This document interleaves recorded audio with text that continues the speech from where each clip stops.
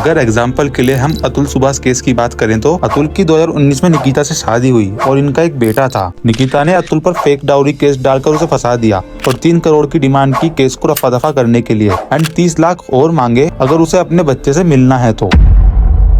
Gender equality ये आज के भारत का वो झूठ है जिसपे विश्वास करने के लिए लोगों से जबरदस्ती कहा जा रहा है। अगर हम ग्राउंड लेवल पर भी देखें तो जेंडर इक्वालिटी की बात तो की जाती है लेकिन कभी फॉलो नहीं की जाती है। मेट्रो में, बसेस में, ट्रेन्स में और तो और इंडियन लॉज में भी कहीं भी मैन को प्रायोरिटी नहीं दी जाती है। आप लोग जितने भी प्रोटेक्शन एक्ट देखोगे सभी के सभी वुमेन के लिए हैं। The protection of women from domestic violence act 2005, the dowry prohibition act 1961, the sexual harassment of women at workplace 2013। ये सब लॉ सिर्फ वुमेन्स के लिए ही एप्लीकेबल हैं।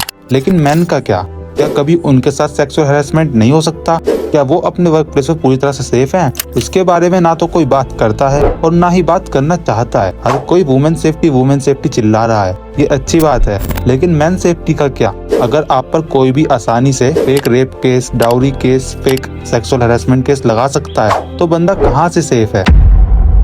वहीं दूसरी तरफ अगर मैन के साथ सच में भी सेक्सुअल हैरेसमेंट जैसा कुछ होता है तो बंदा कंप्लेंट भी नहीं कर सकता, क्योंकि इंडिया में मैन सेफ्टी के लिए कोई भी स्पेसिफिक लॉ एग्जिस्ट ही नहीं करता है। और ये सब बातें मैं हवा में नहीं बोल रहा हूँ, ये सब सच में होता है। हर साल एवरेज देखें 98 लाख मैन के साथ सेक्सुअल हैरेसमेंट होता है, लेकिन उनमें से सिर्फ 3000 केस ही डॉक्यूमेंटेड हैं। अगर एग्जाम्पल के लिए हम अतुल सुभाष केस की बात करें तो अतुल की 2019 में निकिता से शादी हुई और इनका एक बेटा था। निकिता ने अतुल पर फेक डाउरी केस डालकर उसे फंसा दिया और 3 करोड़ की डिमांड की केस को रफा दफा करने के लिए एंड 30 लाख और मांगे अगर उसे अपने बच्चे से मिलना है तो।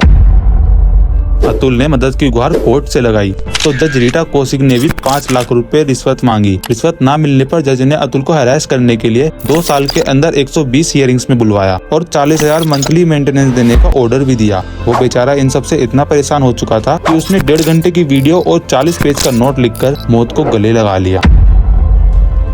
यह है हमारे देश का जस्टिस सिस्टम और ये तो एक ऐसा केस है जो सामने आया है। अतुल सुभाष जैसे ही लाखों लोग इस चीज को सहते हैं और कुछ कर भी नहीं पाते हैं, क्योंकि लॉस के अकॉर्डिंग वो इम्पोर्टेंस मेल को मिल ही नहीं पाती है जो उन्हें मिलनी चाहिए। अक्सर आपने ट्रेन्स में, बसेस में ये देखा होगा कि मेल्स को अपनी सीट से उठा दिया जाता है ये बोलकर कि ये वुमेन सीट है, लेकिन कोई भी ये सवाल नहीं करता कि अगर ये वुमेन सीट है तो मैन सीट कहाँ पर है?